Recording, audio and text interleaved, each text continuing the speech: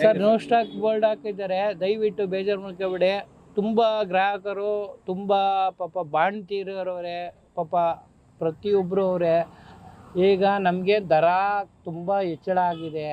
ಯಾರು ನಮ್ಮ ಟೈಮ್ಗೆ ನಾವು ಹೇಳಿದ ರೈಟು ಯಾರು ಕೊಡ್ತಾ ಇಲ್ಲ. ಆದರೂ ಇರೋದ್ರಲ್ಲಿ ನಾವು ಜೀವನ ಮಾಡ್ಕೊ ಹೋಗ್ತಾ ಇದ್ದೀವಿ. ತುಂಬ ಕಷ್ಟದಲ್ಲಿದ್ದೀವಿ. ದಯವಿಟ್ಟು ಎಲ್ಲರಿಗೂ ಕೈ ಮುಗಿದು ಕೇಳ್ಕೊತೀನಿ, ಹಿರೇಕರಿಗೆ ದಯವಿಟ್ಟು ಒಂದು ಹೆಲ್ಪ್ ಮಾಡಿಕೊಡಿ. ತುಂಬ ಕಷ್ಟದಲ್ಲಿದ್ದೀವಿ. ಬಿಟ್ಟರೆ ಈ ಜೀವನ ಬಿಟ್ಟರೆ ನಮ್ಗೆ ಬೇರೆ ಜೀವನ ಇಲ್ಲ. ಇರೋದ್ರಲ್ಲೇ ಬಂಡವಾಳ ಹಾಕಿ ಇರೋದ್ರಲ್ಲೇ ಜೀವನ ಮಾಡ್ಕೊ ಹೋಗ್ತಾ ಇದ್ದೀವಿ. ದಯವಿಟ್ಟು ಎಲ್ಲರೂ ಸಿದ್ದರಾಮಯ್ಯ ಸರ್ ಆಗಿರಲಿ, ಆಮೇಲೆ DK ಶಿವಕುಮಾರ್ ಆಗಿರಲಿ, ತಿರ್ಗಾ ಸಿದ್ದರಾಮಯ್ಯರು ಆಗಿರಲಿ, ದಯವಿಟ್ಟು ಒಂದು ಹೆಲ್ಪ್ ಮಾಡಿಕೊಡಿ. ತುಂಬ ಕಷ್ಟದಲ್ಲಿದ್ದೀವಿ. ಬಂಕಲ್ಲಿ ಹೆಚ್ಚಳ ಆಗ್ಬಿಟ್ಟೈತೆ. ದಯವಿಟ್ಟು ಅದನ್ನು ಕಡಿಮೆ, ಗ್ಯಾಸು ಸಿಗ್ತಾಯಿಲ್ಲ, ಆಮೇಲೆ ತುಂಬ ರೈಟ್ ಬೇರೆ ಜಾಸ್ತಿ ಆಗಿದೆ. ದಯವಿಟ್ಟು ಒಂದು ಸ್ವಲ್ಪ ಕೈ ಮುಗಿದು ಕೇಳ್ಕೊತೀನಿ, ಅವ್ರಿಗೊಂದು ಹೆಲ್ಪ್ ಮಾಡಿಕೊಡಿ. ನಮ್ಮಂಥವ್ರಿಗೆ ಒಂದು ಹೆಲ್ಪ್ ಮಾಡಿಕೊಡಿ. ಇರೋದ್ರಲ್ಲಿ ಅನ್ನ ಜೀವನ ಮಾಡ್ಕೊಂಡು ಜೀವನ ಮಾಡ್ಕೊಳ್ತೀವಿ ಅಂತ ನಾವು ಕೇಳ್ತಾ ಇದ್ದೀವಿ, ರಿಕ್ವೆಸ್ಟ್ ಮಾಡ್ತೀವಿ. ಇಲ್ಲ ಅಂದರೆ ಮುಂದಕ್ಕೆ ಹೋರಾಟ ಮಾಡ್ತೀವಿ. ಇವಾಗ ಬಂಕಲ್ಲಿ ರೀಫಿಲ್ಗೆ ಗ್ಯಾಸ್ ಖಾಲಿ ಆಗೈತೆ. ಹೌದು, ಪರಿಸ್ಥಿತಿ ಆಗಿದೆ. ನಮ್ಮ ಪರಿಸ್ಥಿತಿ ಅಂದರೆ ತುಂಬ ಚಿಂತಾಜನಕ ಆಗದೆ, ಹೇಳೋಕ್ಕಾಗಲ್ಲ ಸರ್. ಯಾವ ರೀತಿ ಹೇಳ್ತೀರಾ? ಈಗ ಕೆಲವರು 50 ರೂಪಾಯಿ ಕೊಡ್ತಾರೆ, ಕೆಲವರು 40 ರೂಪಾಯಿ ಕೊಡ್ತಾರೆ, ಕೆಲವರು 30 ರೂಪಾಯಿ ಕೊಡ್ತಾರೆ. ಯಾವ ಥರ ಜೀವನ ಮಾಡೋದು ಹೇಳಿ? 2.5 ಕಿಲೋಮೀಟ್ರಿಗೆ 30 ರೂಪಾಯಿ ಕೊಟ್ಟರೆ ನಾವು ಯಾವ ರೀತಿ ಜೀವನ ಮಾಡೋದು? ಅದನ್ನು ಯೋಚನೆ ಮಾಡಿ ಸರ್ ದಯವಿಟ್ಟು. ಗ್ಯಾಸ್ ಸಮಸ್ಯೆ ಎಷ್ಟು ದಿನದಿಂದ ತುಂಬ ಡಿಮ್ಯಾಂಡ್ ಆಗೈತೆ ಸರ್. ಎಷ್ಟು ದಿನದಿಂದ ಪ್ರಾಬ್ಲಮ್ ಆಗಿದೆ ಸರ್? ಹೆಚ್ಚು ಕಡಿಮೆ ಇಲ್ಲ ಅಂದ್ರೆ 2 ತಿಂಗಳಿಂದ ಆಗ್ಬಿಟ್ಟಿದೆ. ಅಲ್ಲ, ಇವತ್ತು ಖಾಲಿ ಅಂತ ಬೋಲ್ಡ್ ಹಾಕಿದ್ದಾರೆ. ಹೌದು, ಈಗ ನಾಳಿದ್ದು ಮುಂದಕ್ಕೆ ನಮ್ಮ ಜೀವನ ಹೆಂಗೆ? ನಾವು ಬಾಡಿಗೆ ಕಟ್ಟಬೇಕು, ಜೀವನ ಮಾಡಬೇಕು, ಮನೆ ಬಾಡಿಗೆ ಕಟ್ಟಬೇಕು, ಲೈಟ್ ಬಿಲ್ ಕಟ್ಟಬೇಕು, ಕರೆಂಟ್ ಬಿಲ್ ಕಟ್ಟಬೇಕು. ನಮಗೆ ಆದಂಥ ಸಮಸ್ಯೆ ಐತೆ ಸರ್. ನೀವು ನಂಬ್ತಿರೋ ಬಿಡ್ತಾರೆ, ಸೌದೆ ಒಲೆ ತಗೊಂಬಂದು ಜೀವನ ಮಾಡ್ತಾ ಇದ್ದೀವಿ. ದಯವಿಟ್ಟು ಎಲ್ಲನೂ ದಯವಿಟ್ಟು ಕೈ ಮುಗಿದು ಕೇಳ್ಕೊತೀನಿ ನಿಮ್ಮನ್ನ, ಸಿದ್ದರಾಮಯ್ಯ ಸರ್ಗೆ, DK ಶಿವಕುಮಾರ್ ಅವ್ರಿಗೆ ಒಂದು ಹೆಲ್ಪ್ ಮಾಡಿಕೊಡಿ. ಪಾಪ ಎಲ್ಲರೂ ಚೆನ್ನಾಗಿರಬೇಕು, ನೀವು ಮುಂದಕ್ಕೆ ಒಳ್ಳೇದಾಗಬೇಕು ಅನ್ನಂಗಿದ್ರೆ ಮಾಡಿಕೊಡಿ. ಆಟೋ ಡ್ರೈವರ್ಗಳು ಯಾರೂ ಮೋಸ ಮಾಡಲ್ಲ ಲೆಕ್ಕದಲ್ಲಿ.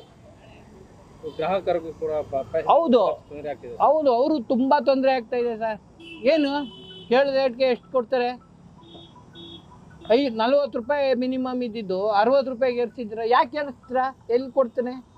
ನಾವು ಎಲ್ಲಿಂದ ತರೋಣ? ನಾವು ಕೊಡೋದೆಷ್ಟು ಅಂದಾಗ ನಾವೇನು ಮಾಡೋಕ್ಕಾಗುತ್ತೆ?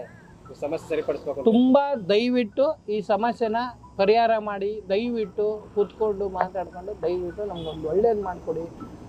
ನಾವು ನಿಮ್ಮಿಂದ ಜೀವನ ಮಾಡ್ತೀವಿ ಅಂತ ಕೇಳ್ಕೊತೀವಿ ಸರ್. ನಿಮ್ಮ ಹೆಸರು?